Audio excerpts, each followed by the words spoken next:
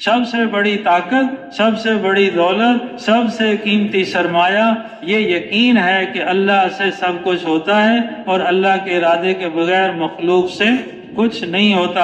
اگر یہ یقین دل میں آ جائے پھر کوئی پریشانی نہیں، پھر کوئی مسئلہ نہیں، کوئی دقت اور کوئی رکاوٹ نہیں، اس لیے کہ ہر وقت یہ یقین ہے کہ سب کچھ کرنے والا کون ہے؟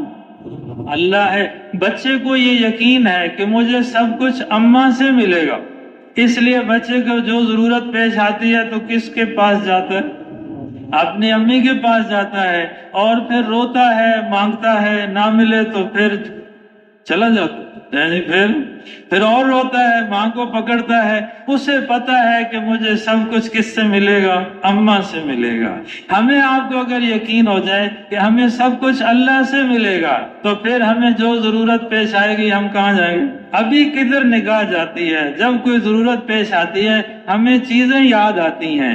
اللہ جل شانہ کو اپنے بندے کی یہ حالت سب سے زیادہ پسند ہے کہ اس کو جو ضرورت پیش آئے فوراً نگاہ اللہ پر جائے، فوراً بندہ اپنی توجہ کدھر کرے؟ بھوک لگے تو کون یاد آئے؟ اللہ۔ ابھی کیا حال ہے؟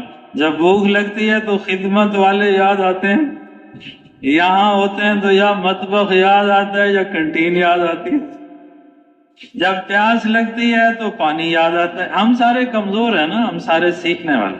بس اپنی حالت یہ بنانی ہے کہ ہمیں بھوک لگے تو اللہ یاد آئے کہ یہ بھوک کس نے بھیجی اور کون دور کرے گا؟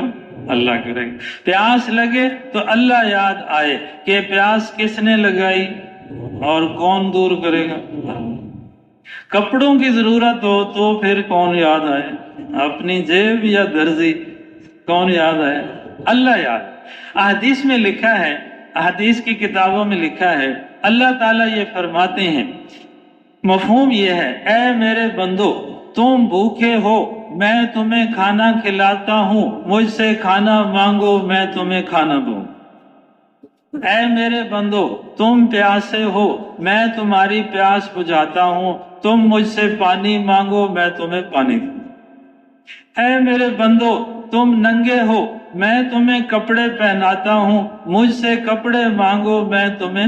میرے حال سنی نہیں کبھی آپ نے، ایسی اوپری لگ رہی ہے سب کو۔ یہ حدیث قدسی کا مفہوم ہے، یہ اللہ کا فرمان ہے کہ اے میرے بندو تم ننگے ہو میں تمہیں کپڑے پہناتا ہوں، مجھ سے کپڑے مانگو میں تمہیں کپڑے دوں گا، میں تمہیں کپڑے دوں گا۔ چونکہ ابھی تک تو ہم نے کپڑے خود خریدے ہیں یا ماں باپ نے لا کے دیے ہیں، درزی نے بنائے ہیں، ہم نے پہنے، بیچ میں اللہ تو کبھی یاد ہی نہیں آیا، اس لیے یہ بات عجیب لگتی ہے۔ تو ہم سب یہ سیکھ رہے ہیں کہ ہمیں جو حاجت آئے، جو مسئلہ آئے، جو ضرورت پیش آئے تو اللہ یاد آئے اور اللہ سے ہم مانگیں تو اللہ تعالیٰ اس سے خوش ہوتے ہیں۔ اللہ مانگنے والوں سے خوش ہوتے ہیں اور نہ مانگنے والوں سے اللہ ناراض ہوتے ہیں۔ جو اللہ سے مانگتا ہے اللہ اسے خوش ہوتے ہیں، جو اللہ سے مانگتا ہے اللہ اسے خوش ہوتے ہیں، اور جو بندوں سے مانگتا ہے اللہ اسے ناراض ہوتا ہے۔